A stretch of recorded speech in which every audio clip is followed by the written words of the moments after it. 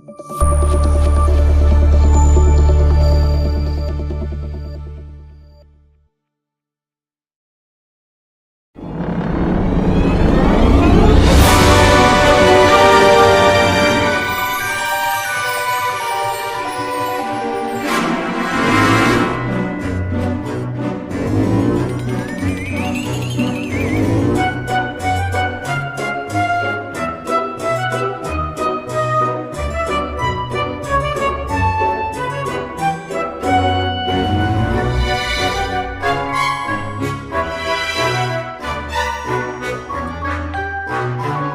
Friends, నేను మీ Raghavender, US news Telugu. ఈరోజు మనం రాజమండ్రి ధవళేశ్వరం వద్ద ఉన్నటువంటి కాటన్ మ్యూజియాన్ని సందర్శించడానికి వచ్చాము. సర్ ఆర్థర్ కాటన్ అనే బ్రిటిషు వేత్త మన భారతదేశంలో మన గోదావరి పరివాహక ప్రాంతంలో అనేక మార్గములు, నీటి మార్గములు అన్వేషించి ప్రాజెక్టులు, ఆనకట్టలు కట్టి మన ఉభయ రాష్ట్రాలను కూడా సస్యశ్యామలం చేసినటువంటి ఘనత ఆనాటి బ్రిటిషు పాలకులు సర్ ఆర్థర్ కాటన్కే దక్కిందని చెప్పవచ్చు. అటువంటి సర్ ఆర్థర్ కాటన్ పేరుతోటి ఈరోజు ఇక్కడ మ్యూజియం నిర్మించారు.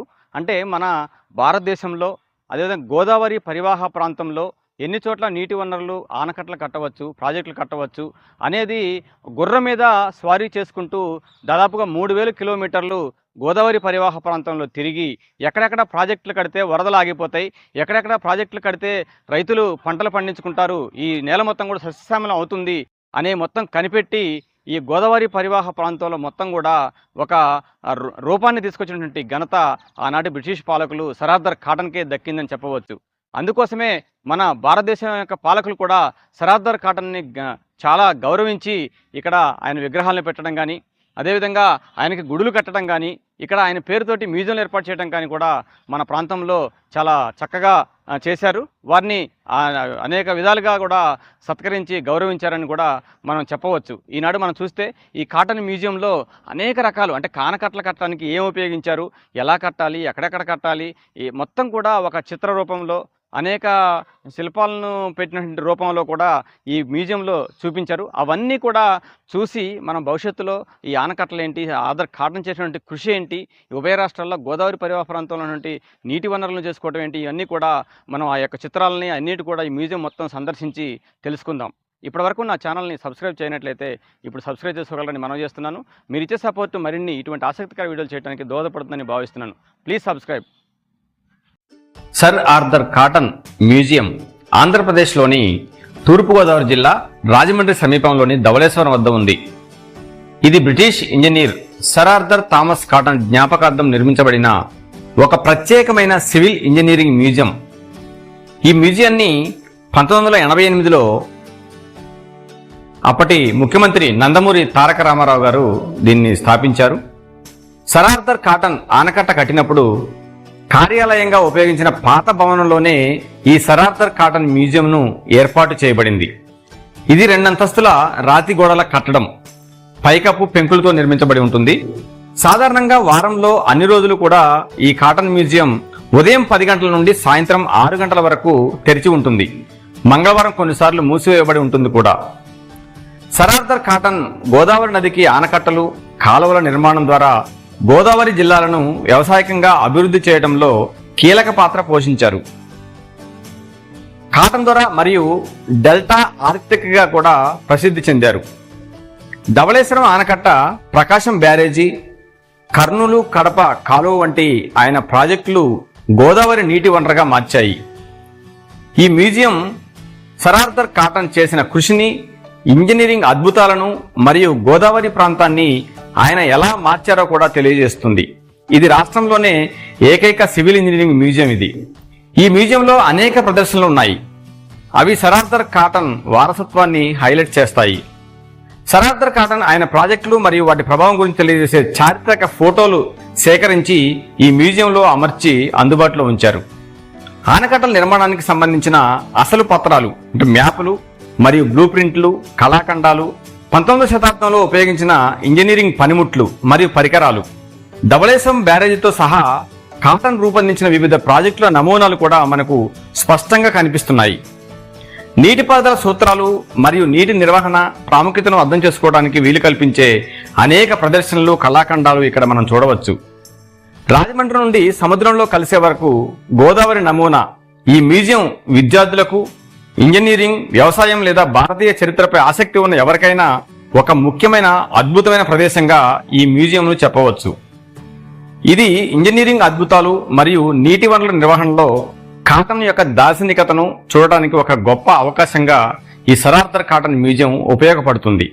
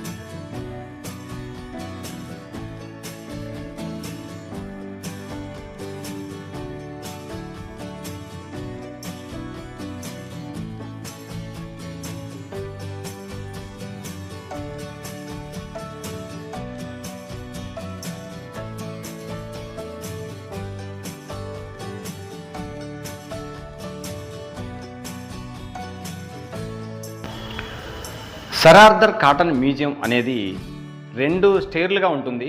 కింద భాగం ఇప్పుడు దాకా మనం చూసాము. పైన కూడా అనేక కళాఖండాలు చాలా భద్రపరిచి ఉన్నారు. మెట్లు కూడా గతంలో అంటే సర్ ఆర్థర్ కాటన్ ఇక్కడ ఆనకట్టలు కట్టినప్పుడు నివాసం ఉన్నటువంటి ఈ బిల్డింగ్నే భవిష్యత్తులో కాటన్ మ్యూజియంగా ఏర్పరిచారనేది మనకి చెప్తా ఉంది. చూస్తే మొత్తం కూడా చెక్క మెట్లే ఉంటాయి. ఇక్కడ సిమెంట్తో వేసినవి కాకుండా మొత్తం చెక్కలతోటే నిర్మించినటువంటి ఈ భవనం ఇది. ఈ పైన 2వ స్టేర్లో కూడా మరి కాటన్ మ్యూజియం సంబంధించినటువంటి ఏమేమి కళాఖండాలు ఉన్నాయనేది మనం ఇప్పుడు చూద్దాము. ధవళేశ్వరం ప్రాజెక్టును సందర్శించిన నాయకుల ఫోటోలన్నీ కూడా ఇక్కడ వాళ్ళు సందర్శించినప్పుడు తీసిన ఫోటోలను మొత్తం కూడా ఇక్కడ భద్రపరిచి ఉన్నారు. మొదటగా ఎన్టీ రామారావు గారి విగ్రహం మనకి ఫోటో కనిపిస్తూ ఉంది. అంటే ఈ యొక్క మ్యూజియంని ప్రారంభించింది కూడా అప్పటి ముఖ్యమంత్రి నందమూరి తారక రామారావు గారు. మిగతా వాళ్ళంతా కూడా ఈ ప్రాజెక్టును సందర్శించి దీనికి సంబంధించినటువంటి విషయాలను తెలుసుకోవడానికి వచ్చినప్పుడు తీసిన ఫోటోలుగా ఇక్కడ మనకి కనిపిస్తూ ఉన్నాయి. చూసారా, ఇక్కడ సర్ ఆర్థర్ కాటన్ బ్యారేజీని సందర్శించిన ప్రముఖులు.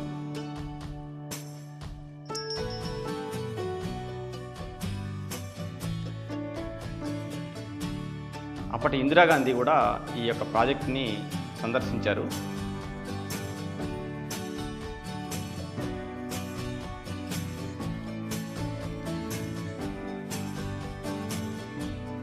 చూసారా, రాజీవ్ గాంధీ గారు కూడా, అప్పటి ప్రధానమంత్రి రాజీవ్ గాంధీ కూడా ఈ యొక్క ప్రాజెక్ట్ని సందర్శించారు.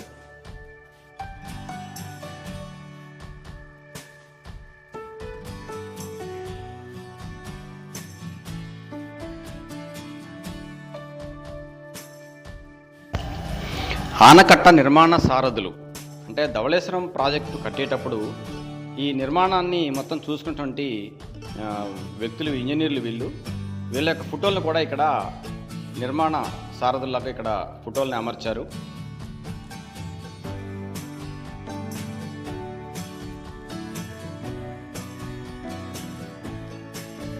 అదేవిధంగా ప్రాజెక్టు శంకుస్థాపన చేసినప్పుడు దానికి సంబంధించిన పైలాన్ అంటే స్తూపంలా కడతారు కదా, ఇనాగ్రేషన్ చేయడం కోసం దాన్ని నమూనా కూడా ఇక్కడ చక్కగా ఒక చెక్కతోటి చెక్కి నిర్మాణాన్ని తయారు చేశారు. చూడండి, మోడల్ ఆఫ్ పైలాన్.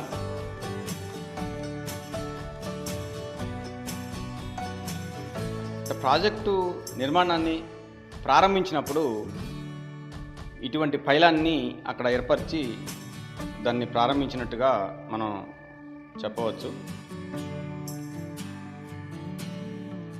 అదేవిధంగా రాష్ట్రంలోని వివిధ జలవనరులు, ఆనకట్టలు అంటే ప్రాజెక్టులు ఎలా ఉన్నాయనేది ఇక్కడ చూపిస్తున్నారు. ఇందులోనే మన ఉమ్మడి ఆంధ్రప్రదేశ్లోని అనేక ప్రాజెక్టులు, నాగార్జునసాగర్ ప్రాజెక్టు, అట్లనే మన ప్రకాశం బ్యారేజీ, ఇట్లా అనేక ప్రకార ప్రాజెక్టులు కూడా ఇక్కడ నమూనాలని ఏర్పాటు చేసి కళాఖండాలను ఇక్కడ పర్యాటకులు వీక్షించేందుకు అనుకూలంగా ఈ కాటన్ మ్యూజియంలో ఉంచారు.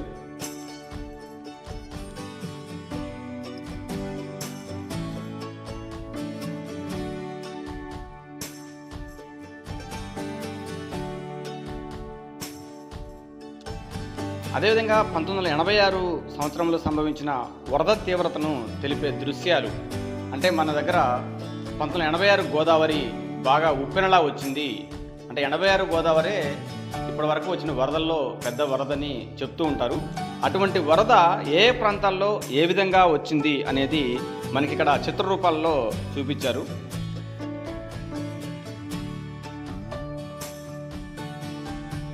గోదావరి ఎప్పుడు వరదలు వచ్చినప్పుడు కూడా 86 గోదావరితో పోల్చి తక్కువ ఎక్కువ చెప్తూ ఉంటారు.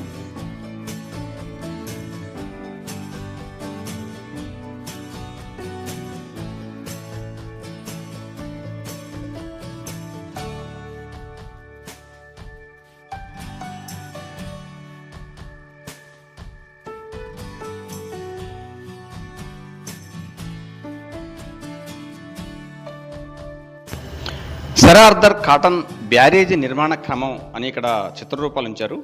అంటే గోదావరిలో రాజమండ్రి వద్ద ధవళేశ్వరం ప్రాజెక్టు ఆనకట్ట కట్టేటప్పుడు ఎలా స్టార్ట్ చేశారు, ఎక్కడి నుంచి ఎన్ని దశలుగా వచ్చిందనేది ఒక ఫోటోల రూపంలో మనకి ఇక్కడ ఉంచారు. అంటే ఫస్ట్ ఎలా ప్రారంభించారు, ఎలా కట్టుకుంటూ నిర్మాణ క్రమం ఎలా సాగింది అనే ఫోటోలని ఎంతో చక్కగా చూపిస్తూ మనకి ఇక్కడ ఏర్పాటు చేశారు.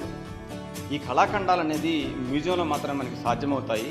ఎందుకంటే ఈ సరాదర్ కాటన్ ధవళేశ్వరం బ్యారేజీ కట్టిన తర్వాత కూడా ఇండియన్ గవర్నమెంట్ దాన్ని ఇంకా అభివృద్ధి చేసినటువంటి దశలు కూడా ఉన్నాయి. కానీ ప్రారంభంలో అంత గోదావరి మీద ఒక ప్రాజెక్టు కట్టడం అనేది చాలా గొప్ప విషయంగా మనం చెప్పవచ్చు. ఆ కళాఖండాలను మనం చూసేందుకు వీలుగా ఈ ఆర్థర్ కాటన్ మ్యూజియంలో చాలా చక్కగా భద్రపరిచినటువంటి సంఘటనలు ఇప్పుడు మనకి కనిపిస్తూ ఉన్నాయి.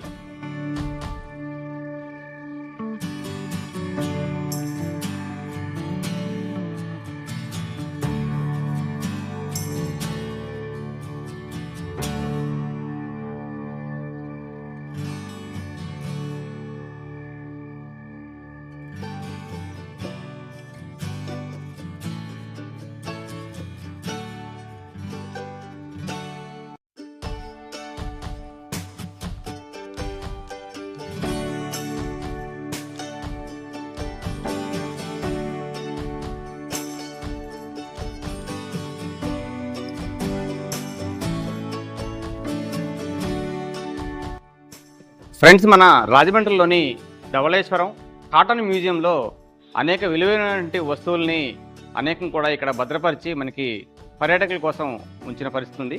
ఇది చూస్తే ఐరన్ కార్ట్, లోహపు బండి ఆనకట్ట నిర్మాణంలో దుంగలు, బరువుకర్ర దూలములు లాగుకొని వెళ్ళటకు ఉపయోగించింది. చూసారు, ఇది లోహపు బండి.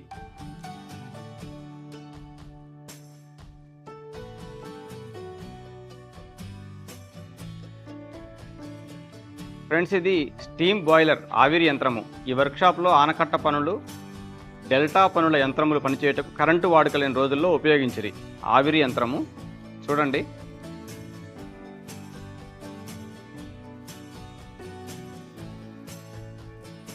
ఇది ఆవిరి యంత్రము.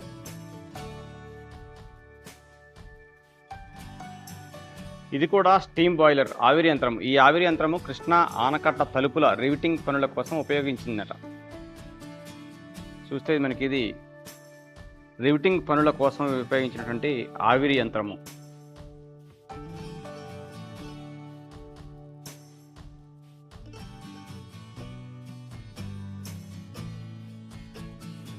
గ్రైండర్, సానపట్టు యంత్రము. 1963 సంవత్సరంలో ఆనకట్ట పనిముట్లు సానపట్టిన యంత్రము.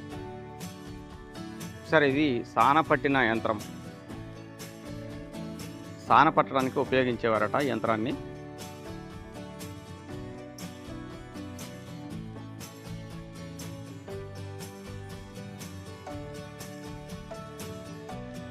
ఇది ఇంగర్సోల్ ర్యాండ్ క్యాలిక్స్ 4 డ్రిల్ అటిది. యంత్రము ఆనకట్ట గర్భములో ఇసుక కూరి నింపుటకు గాను 4 అంగుళాల రంధ్రము చేయుటకు వాడబడినది. చూస్తే మనకి ఈ మిషను భూగర్భంలో బోర్లు వేసి అందులో ఇసుక నింపడానికి ఉపయోగించిన పరికరం అని చెప్తున్నారు.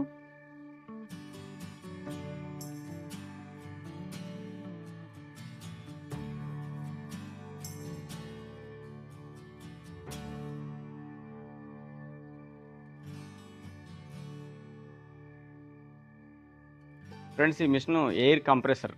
ఆనకట్ట లోపల ఏర్పడిన రంధ్రములను ఇసుక జల్లించి నింపుటకు ఉపయోగించే పరికరం అటది.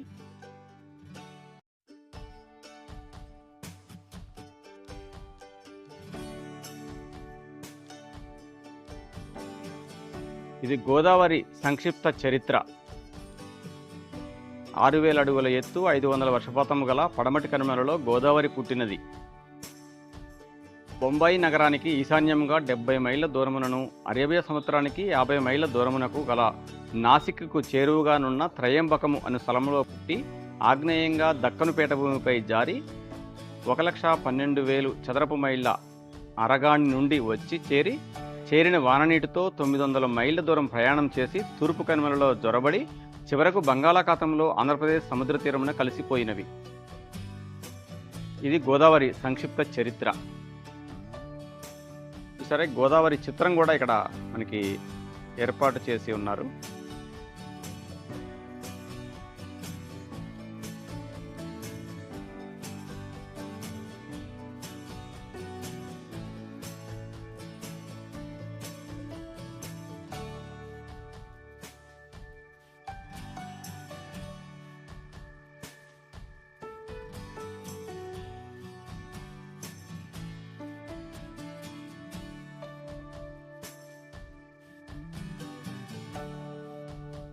చూసారా కాటన్ మ్యూజియం బిల్డింగ్ వెనక వైపు నుండి చూస్తే ఎలా ఉందో చూడండి.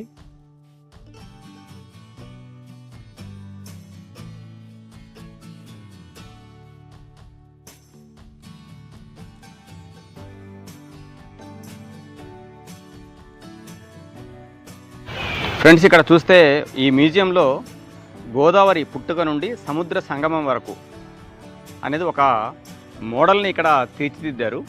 దీన్ని మనం చూద్దాం.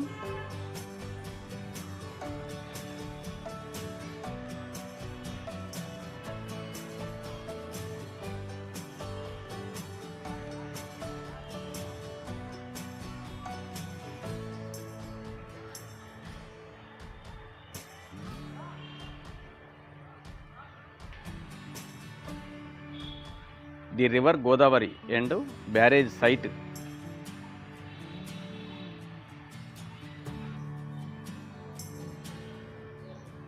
చూసారా, గోదావరి నది ఎక్కడ పుట్టింది, ఎలా పుట్టి ఎలా ప్రవహిస్తూ బంగాళాఖాతంలో కలుస్తుంది అనే ఒక మోడల్ని ఇక్కడ రూపొందించారు. చూడొచ్చు ఎక్కడెక్కడ ఎట్ల కొండల్లోంచి ప్రవేశిస్తుంది, ఎక్కడెక్కడ దేవస్థానములు గుళ్ళు గోపురాలు ఉన్నాయి గోదావరి ఒడ్డున అనేది కూడా మోడల్లో చాలా చక్కగా వివరించే ప్రయత్నం చేశారు.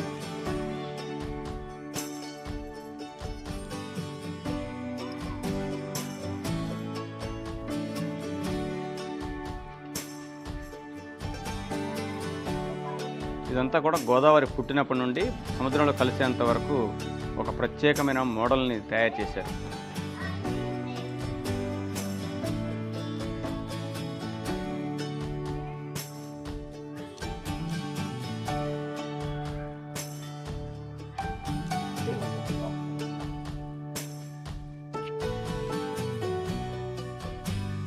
General sir Arthur cotton, REKCSI, designer and architect of the Godavari Anakat, born 1803, May 15th, died 1899, July 24th.